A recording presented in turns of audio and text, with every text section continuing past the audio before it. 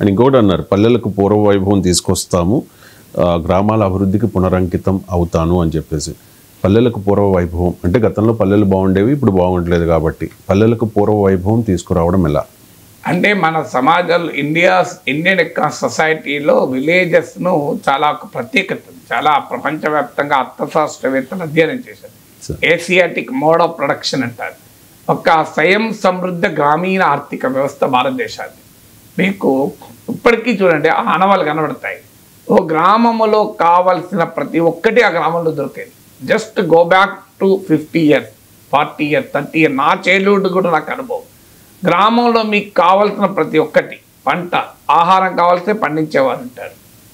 లేదు నీకు ఒక నగలు కావాలంటే ఒక గోల్డ్ స్మిత్ ఉంటాడు, ఒక ఫర్నిచర్ కావాలంటే ఒక కార్పెంటర్ వడ్రంగి ఉంటాడు, మీకు ఒక ఇనుప సామాన్లు కావాలంటే ఒక బ్లాక్ స్మిత్ ఉంటాడు, మీకు ఒక కుండలు కావాలంటే ఒక కుమ్మరి అతను ఉంటాడు, వాషింగ్ కొరకు రజకుడు ఉంటాడు, బార్బర్ ఉంటారు, మీరు ప్రతి ఒక్కరు ఉంటారు, ఒక ప్రీస్ట్ ఉంటాడు, ఒక చిన్న వ్యాపారి ఉంటాడు. మీరు చూడండి మన గ్రామీణ ఆర్థిక వ్యవస్థ గొప్పతనం ఏంటంటే ఆ గ్రామం పొలిమేరలు దాటకుండా ఆ గ్రామ ప్రజలకు కావలసిన ప్రతి ఒక్కటి ఆ గ్రామంలోనే లభ్యమయ్యేది. ఈ ఆధునిక ఆర్థిక వ్యవస్థ పేరిట గ్రామ విధ్వంసం జరిగినంత కాలం ఇండియా విలేజ్ ఇది సెల్ఫ్ సఫిషియెంట్ విలేజ్గా పేరు. ఇది ప్రపంచంలో మనకున్న ప్రత్యేకత. ఏషియాటిక్ మోడ్ ఆఫ్ ప్రొడక్షన్ అని అర్థశాస్త్రవేత్తలు దీన్ని అభివర్ణిస్తాను కూడా. కానీ కాలక్రమేణా గ్రామం శిథిలమైన మాట నిజం. మన గోరేటి వెంకన్న పాట 2004 ఎన్నికలప్పుడు పల్లె కన్నీరు కార్చింది అన్న పాట ఇప్పటికి కూడా గుండెల్ని కదిలించి వేస్తుంది, చెలింపజేస్తుంది కదా. ఒక అద్భుతమైన పాట, పల్లెల్లో ఉన్నటువంటి పరిస్థితుల్ని ఏ రకంగా ఉన్నాయని. అందువల్ల ఇవాళ మళ్ళీ అక్కడే మొదలు పెట్టారు అనుకుంటున్నారు. కేరళ తరహా పల్లెలను అభివృద్ధి చేస్తానన్నాడు. మరి కేరళ తరహా అభివృద్ధి చేయాలంటే 50% రాష్ట్ర బడ్జెట్ నిధులు నేరుగా పంచాయతీలకు ఇవ్వాలి. ఇది గొప్ప ప్రతిపాదన. పవన్ కళ్యాణ్ చేస్తే మరి చంద్రబాబు నాయుడు అంగీకరిస్తే మామూలు ప్రతిపాదన కాదు ఇది. ఎందుకంటే 50% నిధులు నేరుగా గ్రామ పంచాయతీలకే వెళ్తాయి. గ్రామము తనకు ఏది కావాలో నిర్ణయించుకుని అది అభివృద్ధి చేస్తుంది. ఇప్పుడు సమస్య ఎక్కడ వస్తుందంటే రవిశంకర్ గారు, ఢిల్లీలో కూర్చొని నీతి ఆయోగ్ డిసైడ్ చేస్తుంది ఏది కావాలి అని. హైదరాబాద్లోనో అమరావతిలో కూర్చొని సచివాలయం నిర్ణయిస్తుంది. దానివల్ల ఏం జరుగుతుంది నేను గతంలో కూడా చెప్పాను, నా ఎక్స్పీరియన్స్ చెప్తాను. మా విలేజ్కి నేను వెళ్ళాను. మందమరి మండలంలో ఎదులాపురం అనే గ్రామం మంచిర్యాల జిల్లాలో. ఇప్పటికీ నాకు అక్కడ చిన్న ఇల్లు కూడా ఉంది. సో అక్కడికి వెళ్ళాం నేను వెళ్తే నేను వెళ్ళినప్పుడల్లా మా విలేజ్ వాళ్ళందరూ వచ్చి కలుస్తుంటారు. ఏంటి ప్రాబ్లము అంటే కొన్నేళ్ల క్రితం చెప్తున్నాను, స్కూల్కు ప్రైమరీ స్కూల్కు కంపౌండ్ వాల్, సెకండరీ హై స్కూల్కు కంపౌండ్ వాల్ లేదు, ప్రైమరీ స్కూల్కి ఉందా అన్న, ప్రైమరీ స్కూల్కి ఉంది అన్నారు. నేను హై స్కూల్ కంపౌండ్ వాల్ దానికి ఏముంది అని వెంటనే అధికారులతో మాట్లాడాను. నాకు ఆన్సర్ ఇస్తే ఆశ్చర్యం వేసి ఏమన్నా, సార్ సర్వశిక్ష అభియాన్ కింద నిధులు ఉన్నాయి సార్, ప్రైమరీ స్కూల్కు లేదంటే చెప్పండి, మీరు వెంటనే కంపౌండ్ వాల్ కట్టేస్తాం. కానీ ఈ హై స్కూల్కి వచ్చే వరకు రాష్ట్రీయ మాధ్యమిక శిక్షా అభియాన్లో ఆ రకంగా ఆ నిధులు లేవు, అందువల్ల కట్టలేవన్నారు. అంటే ఇప్పుడు నేను ఏం చేయాలి సార్, హై స్కూల్కు కట్టి ప్రైమరీ స్కూల్ కట్టినట్టు రాయించమని చెప్పాలా మీకు అన్నా? ఆన్సర్ లేదు నా దగ్గర. అంటే డబ్బులు ఉన్నాయి ప్రభుత్వం దగ్గర, గ్రామంలో అవసరమేమో హై స్కూల్ కంపౌండ్ వాల్ కావాలి, ప్రభుత్వం దగ్గర కంపౌండ్ వాళ్ళకి నిధులు ఉన్నాయి, కానీ అది ప్రైమరీ స్కూల్కు పెట్టమన్న నిధులు. ఇది చెప్పండి ఏం చేయాలి మన అభివృద్ధిని? అంటే అదే నిధులు గ్రామానికి ఇచ్చారనుకోండి, ఓ గ్రామంలో ప్రైమరీ స్కూల్ కూడా కట్టుకోవాలంటే కట్టుకుంటాడు, ఇంకో గ్రామంలో హై స్కూల్ కట్టుకోవాలంటే కట్టుకుంటాడు, ఇంకో గ్రామంలో అసలు 2 స్కూళ్లకు ఒక కంపౌండ్ వాళ్ళు ఉన్నాయి, ఆ అవసరం లేదు, ఇంకో అవసరం ఉంది, అది తీసుకుంటారు. కానీ గ్రామానికి కంపౌండ్ వాల్ కట్టాలనేది ఢిల్లీలో డిసైడ్ అవుతుంది. సర్వశిక్ష అభియాన్ అనే ప్రోగ్రామ్ ఢిల్లీలో డిసైడ్ అయ్యి నిధులు ఇస్తారు.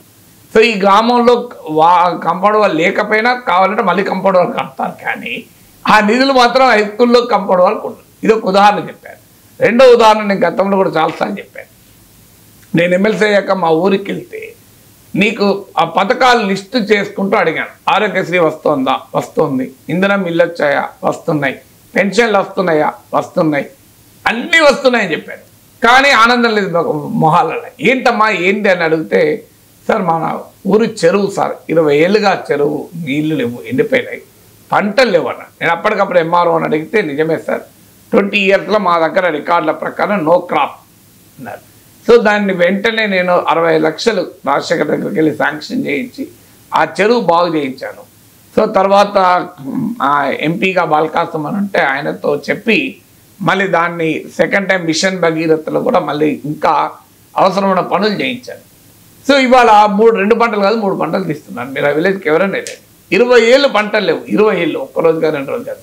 మంత్రులు ఎమ్మెల్యేలుగా ఉండే మాకు 20 ఏళ్ళు మంత్రులే ఉండే, ఎప్పుడైనా మంత్రులే ఉంటారు. అలాంటిది లేదు. మరి ఏంటి దీనికి పరిష్కారం అంటే నీకు విలేజ్లో అన్నీ ఉన్నాయి, అవసరమని చెరువు లేదు. అందులో గ్రామానికి ఏది అవసరమో ఢిల్లీలో కూర్చొని, అమరావతిలో కూర్చొని, హైదరాబాద్లో కూర్చొని డిసైడ్ చేస్తే ఇట్లనే ఏడుస్తుంది. అందుకే కేరళలో మోడల్ మరి పవన్ కళ్యాణ్ స్టడీ చేస్తున్నారా లేదు నాకు తెలియదు, కానీ ఆయన అన్నది ఏంటి, కేరళలో నిధులు నేరుగా పంచాయతీలకు వెళ్తాయి, పంచాయతీలు నిర్ణయించుకుంటా ఏం చేయాలి అని. సో అందువల్ల మీకు పల్లె కేంద్రంగా అద్భుతాలు చేయొచ్చు. ఇప్పుడు స్కిల్ సర్వే చేస్తున్నారు కేరళలో, పీపుల్స్ ప్లాన్ అని చేశారు. ఇప్పుడు మనకు ప్రణాళికలు అంటే ఏమవుతారు, ఢిల్లీ నుంచి డిసైడ్ అవుతుంది ప్రణాళికలు. కానీ గ్రామానికి వెళ్ళి గ్రామ ప్రజలతో కూర్చొని మీకు ఏం కావాలి, సమస్య ఏమవుతుందంటే మన రాజకీయం ఎట్లా తయారంటే పరాధీనుల్ని తయారు చేస్తుంది. అంటే ప్రజలకు ఏం కావాలో మేము నిర్ణయిస్తాం, మీకు 4,000 పెన్షన్ కింద ఇస్తాం, 3,000 దీని కింద ఇస్తాం, 1,500 దాని కింద ఇస్తాం, మీరు బతకండి అంటున్నారు. కానీ ఈ పాలిటిక్స్ పనిచేయలేదు జగన్మోహన్ రెడ్డికి. జగన్మోహన్ రెడ్డి ఏం ఆశించాడు, నేను డబ్బులు ఇస్తున్నా కదా, 2,74,000 ఇచ్చిన కదా, అమ్మ దీవెన ఇచ్చిన కదా, వాహనమిత్ర ఇచ్చిన కదా, పెన్షన్లు ఇచ్చిన కదా, ఆరోగ్యశ్రీ కింద మీకు ఇన్ని డబ్బులు ఇచ్చారని వైసీపీ నాయకులు ఒక్కొక్కరు ఒక పేపర్ రాసుకపోయి మీ కుటుంబానికి ఇన్ని వచ్చాయి అని చెప్పి పలికించారా లేదా? మరి ప్రజలు ఎందుకు ఓటేయలేదు? ప్రజలు మా సాధికారికత కావాలని కోరుకున్నారు, కరెక్ట్ నా బిడ్డకు ఉద్యోగం కావాలని కోరుకున్నారు. అంటే క్లియర్గా జగన్మోహన్ రెడ్డి వైఫల్యం నుంచి నేర్చుకోవాల్సింది ఏంటి, ప్రజలు ఏమి కావాలి, జగన్మోహన్ రెడ్డి ముఖ్యమంత్రిగా ఏమి ఇస్తున్నాడో మధ్య ఒక పెద్ద గ్యాప్ ఉండడమే ఆయనకి ఇలా 11 సీట్లకు పడిపోవడానికి కారణం కదా. అందువల్ల ఈ కూటమి ప్రభుత్వానికి కూడా ఈ అనుభవం రాకూడదు అంటే వాళ్ళు ఏం చేయాలి, వాళ్ళు కూడా మేము సూపర్ 6 ఇస్తాం, మీరు సూపర్ 6 కింద మేము ఇప్పటికే పెన్షన్ పెంచాం, తర్వాత రేపు ఆర్టీసీ బస్సు రవాణా ఉచితం చేస్తాం, తర్వాత మీకు స్కీమ్ కింద ఇంకో ఇంత ఇస్తాం. ఈ స్కీములు కూడా తప్ప ప్రజలకి ఏం కావాలనేది ఎవరు అర్థం చేసుకుంటున్నారు? జగన్మోహన్ రెడ్డి అనుభవం తర్వాత అయినా రాజకీయాలు మారాలి కదా.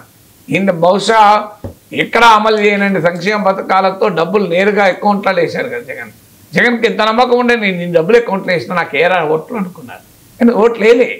ఆ జగన్మోహన్ రెడ్డికి అర్థం కాలేదు ఏంటంటే రాజశేఖర రెడ్డి అనుభవంలోనే ఉంది, నాకు ఎందుకు అర్థం కాలేదు మరి. నేను ఇదివరకు ఎన్నికలకు ముందు కూడా చెప్పాను ఈ మాట. 2004లో రాజశేఖర రెడ్డి ముఖ్యమంత్రి అయ్యాక బహుశా ఎన్నడూ లేనన్ని ఇన్నోవేటివ్ వెల్ఫేర్ స్కీమ్స్ వచ్చినాయి. మామూలు కాదు, రాజశేఖర రెడ్డి ఇప్పటికి కూడా ఆరోగ్యశ్రీ, ఫీ రియంబర్స్మెంట్ ఎవరన్నా ఆపగలుగుతున్నారో, ఉచిత విద్యుత్తు, పెన్షన్లు ఎవరు ముట్టుకోలేకపోతున్నారు చూడండి. సో అయినా కూడా 2009లో రాజశేఖర రెడ్డి సీట్లు తగ్గాయి కదా. అంటే రాజశేఖర రెడ్డి అన్నాడు కదా నాకు పాస్ మార్కులు వేశారని. మరి రాజశేఖర రెడ్డి అనుభవమే చెప్తుంది కదా, అంత కరిస్మాటిక్ లీడర్, ప్రజలతో నిత్య సంబంధాలు ఉన్న నాయకుడు. జగన్మోహన్ రెడ్డి లాగానో మరో నాయకులాగా కాదు, నిరంతరం ప్రజల్లో ఉండి ప్రజలతో నిత్య సంబంధాలు ఉండేటువంటి రాజకీయ నాయకుడు రాజశేఖర రెడ్డి. అయినా కూడా రాజశేఖర రెడ్డి ఓట్లు తగ్గాయి. కారణం ఏంటంటే ప్రజలను అడగాలి. రాజశేఖర రెడ్డి గురించి మీరు ఎవరినైనా అడగాలి, సన్నిహితంగా తెలిసిన వాళ్ళు చెప్తాడు. తన కారులో కూర్చొని డ్రైవర్తో మాట్లాడతాడు, ఏం కావాలి నీకు, అసలు ఏమంటాను మీ దగ్గర, ఏ అవసరాలు ఉన్నాయంటున్నారు అని. లేదు ఒక గెస్ట్ హౌస్లో ఉంటే ఆ గెస్ట్ హౌస్లో అన్నం ఫుడ్ సప్లై సర్వ్ చేస్తున్న వాడిని అడుగుతాడు నీకు ఏం కావాలి అని. సో ఇవన్నీ గ్రాస్ రూట్ నుంచి వచ్చిన ఐడియాస్, అందుకే రాజశేఖర రెడ్డి ఇంత పాపులర్ అయ్యాడు. సో ఇప్పటికైనా గ్రామాలకు వెళ్ళి ఏం కావాలి, ఇప్పుడు గ్రామంలో ఒక 1000 మందో 12 మందో, నేను ఒక ప్రతిపాదన కూడా పెద్దలకు చేశాను. మీరు గ్రామానికి ఒక టీం వెళ్ళి గ్రామంలో ఉన్నప్పుడు గ్రామ సభలు పెట్టారు కదా నిన్న, అలాగే ఒక 1200 మంది ఉంటారు. నిర్దిష్టంగా ఒక్కొక్కరిని మీ గ్రామానికి ఏం కావాలి అని అడగండి. వాళ్ళ ప్రస్తుత లైవ్లీహుడ్ ఎంత, వాళ్ళ ప్రస్తుత ఎకానమీ ఆదాయం ఎంత, ఈ ఆదాయాన్ని రెట్టింపు చేయడానికి ఏం చేయాలి, వారికి ఉన్నటువంటి నైపుణ్యం ఏంటి, వారి అవసరాల్లో ఉన్న లోపం ఏంటి. ఇప్పుడు రైతు అవసరం వేరే ఉంటుంది, భూమి లేని కూలీ అవసరం వేరే ఉంటుంది. భూమి లేని కూలీ అవసరమో నాకు ఉపాధి కావాలని ఉంటుంది, రైతు అవసరమేమో నాకు దిగుబడి పెరగాలని ఉంటుంది. నువ్వు దిగుబడి పెరగడానికి చేస్తే రైతు లాభపడతాడు, నీకు ఉపాధిని క్రియేట్ చేస్తే కూలీ లాభపడతాడు. సో సో ఈ ఇద్దరికి కాకుండా కుండలు చేసుకునే కుమ్మరికో కమ్మరికో ఇంకో అవసరం ఉంటుంది. సో ఎవరి అవసరము ఏమిటి అనేది కనుక నిర్ధారించగలిగితే ఒక యాక్షన్ ప్లాన్, దాని నుంచి how to double the incomes. మనమేమో దేశ ఆదాయాన్ని $5 ట్రిలియన్ చేస్తాం, రాష్ట్ర ఆదాయాన్ని $1 ట్రిలియన్ చేస్తామని స్టేట్ నుంచి మొదలు పెడతాం. దేశ ఆదాయాన్ని $5 ట్రిలియన్ చేయాలని మొదలుపెట్టి కిందికి పోతాం. కానీ కింది నుంచి మొదలుపెట్టి పైకి వెళ్ళండి అనేది ఇప్పుడు కేరళ మోడల్ గురించి పవన్ కళ్యాణ్ చెప్పాడు. పీపుల్స్ ప్లాన్ కేరళలో చేసింది అది, ప్రజల నుంచే ప్రణాళిక. ఇవాళ ప్రతి గ్రామంలో ఉన్న ప్రజల ఆదాయం రెట్టింపు అయిందనుకోండి. నేను నాకు చెప్పాను రవిశంకర్, $1 ట్రిలియన్ ఎకానమీ కాదా ఏపీ? $5 ట్రిలియన్ ఎకానమీ ఇండియా కాదా? ఎందుకు కాదు? చూడండి మీరు. కానీ మనం ఏం చేస్తున్నాం, అక్కడి నుంచి మొదలు పెడుతున్నాం. అక్కడి నుంచి మొదలు పెడితే ఏమవుతుంది, ఇంకో పలానా వాడు 10,000 కోట్లతో పెట్టుబడి పెడితే ఆదాయం పెరుగుతుంది. పెరుగుతుందా? ఆదాయం పెరుగుతుందా? ఆదాయం ఎవరికి పెరుగుతుందా? పెట్టుబడిదారులకు పెరుగుతుంది, ప్రజలకు పెరగాలి కదా. సో అందువల్ల మీరు క్షేత్రస్థాయి నుంచి ఏం చేయాలి, గ్లోబల్ బెస్ట్ ప్రాక్టీసెస్ ఏంటి రూరల్ డెవలప్మెంట్లో, ఇవాళ ఆదాయాన్ని పెంచి ఎంపవర్ చేస్తానికి ఏం చేయాలి. ఇవాళ టెక్నాలజీ పుణ్యమా అని గ్రామ ఉత్పత్తుల్ని కూడా ప్రపంచ మార్కెట్తో లింక్ చేయగలిగే అద్భుతమైన అవకాశాలు వచ్చాయి. ఒకప్పుడు లేదు ఈ పరిస్థితి. మీరు ఒక గ్రామ ఉత్పత్తులు మీకు 25 ఏళ్ల క్రితం బిల్ గేట్స్, నేను ఇంతకుముందు కూడా చెప్పాను, business at the speed of thought అనే పుస్తకంలో ఇంటర్నెట్ చేంజెస్ ఎవ్రీథింగ్ అన్నాడు. ఇవాళ ఆల్రెడీ అది ఎవ్రీథింగ్ చేంజెస్ కనబడుతున్నాను. ఇప్పుడు రూరల్ టూరిజం అని కొత్త కాన్సెప్ట్ వచ్చింది. గ్రామమే ఒక పర్యాటక కేంద్రం. ఇప్పుడు మనకు కొన్ని గ్రామాలు ఉంటాయి పచ్చడి పొలాలతో, లేదా ఒక మంచి ఎత్తైన ప్రదేశంలో, లేదా ఒక అడవి పక్కన ఒక గ్రామము. సో ఇంత అద్భుతమైన గ్రామం. అందువల్ల ఆ గ్రామము అనేది ఒక అద్భుతమైన పర్యాటక కేంద్రం. మా అక్క కూతురు జన్నారం దగ్గర ఒక గ్రామంలో టీచర్. నేను చెప్తుంది, మా ఊరికి రండి, మా ఇంటి పక్కన ఒక 4 అడుగులు వేస్తే మంచి చెరువు ఉంటాయి, స్వచ్ఛమైన నీరు, కలుషితం కాంది, ఇంకొక 5 నిమిషాలు వాకింగ్ చేస్తే అడవి ఉంటుంది. అది ఎంత బ్యూటిఫుల్గా అనిపించింది నాకంటే. ఇప్పుడు వెళ్ళాలి నేను రోజు, అంటే పక్కనే చెరువు, ఇంటి పక్కనే అడవి. ఇది మీరు హైదరాబాద్ జూబ్లీహిల్స్లో దొరుకుతుందని చెప్పండి. జూబ్లీహిల్స్లో ఉన్నవాడికి ఈ అద్భుతమైన అనుభూతి దొరుకుతుందా? దుర్గంధ వాసన వస్తున్న చెరువు పక్కన కూర్చోవాలి అని నేనేమి నా వాసన వచ్చిందని కాదు, పేపర్లో వచ్చింది కూడా చెప్తున్నా, దుర్గం చెరువు నీళ్ళు కలుషితం అవుతున్నాయని. సో ఇంత అద్భుతమైన ప్రకృతి, స్వచ్ఛమైన గాలి. ఆ గ్రామాల్లో పర్యాటక కేంద్రం చేయండి, ఒక చిన్న 2 రిసార్ట్లు కట్టండి, అది వాళ్ళ ఆదాయం పెరుగుతుందేమో. సో ఎవరికి ఎక్కడ ఆదాయం పెరుగుతుందో చూడాలి. నేను బుర్రా గుహలకు వెళ్తే ఆ గుహ మనకు ఆదిమానవుడి గుహ. సో అక్కడికి ఒక కాగడాలు పట్టుకొని ఒక మనిషి తీసుకెళ్తాడు. సో ఇంత అద్భుతమైన అనుభూతి ఉంటుందంటే కాగడాలు పట్టుకొని ఆ గుహలోకి వెళ్తే మనమే ఆదిమ మానవును అన్న భావన కలుగుతుంది. మళ్ళీ కొన్ని రోజుల తర్వాత నేను విన్నాను, నేను వెళ్ళలే కానీ, ఎవరో రాజకీయ నాయకుడు అధికారం వచ్చి ఇదేంటి ఇంత చీకటి ఉంటుందా అని చెప్పి మొత్తం లైటింగ్ అరేంజ్ చేసిందట. బుర్రా గుహలో లైటింగ్ అరేంజ్ అయితే గుహ ఎందుకు అవుతుందండి? అది బేస్మెంట్ అవుతుంది, అది బేస్మెంట్ సెల్లార్ అవుతుంది కదా. అప్పుడు మా అపార్ట్మెంట్కి వస్తే కూడా మీరు -B2 అని ఉంటుంది, ఆడ గోలానే ఉంటుంది మొత్తం చీకటి, సెల్లార్ అవుతుంది. అంటే వీళ్ళకు కనీసం ఒక ఆదిమ మానవుడి గుహకు సెల్లార్కు -2కు తేడా తెలియని వ్యవస్థలో మనం ఉంటాం.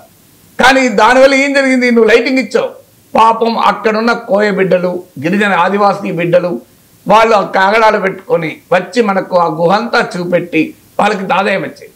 ఇప్పుడు వాళ్ళ ఆదాయాన్ని నువ్వు దెబ్బతీశావు, పర్యాటకుల అనుభూతిని దెబ్బతీశావు అభివృద్ధి పేరిట. దీని అభివృద్ధి ఉందామా?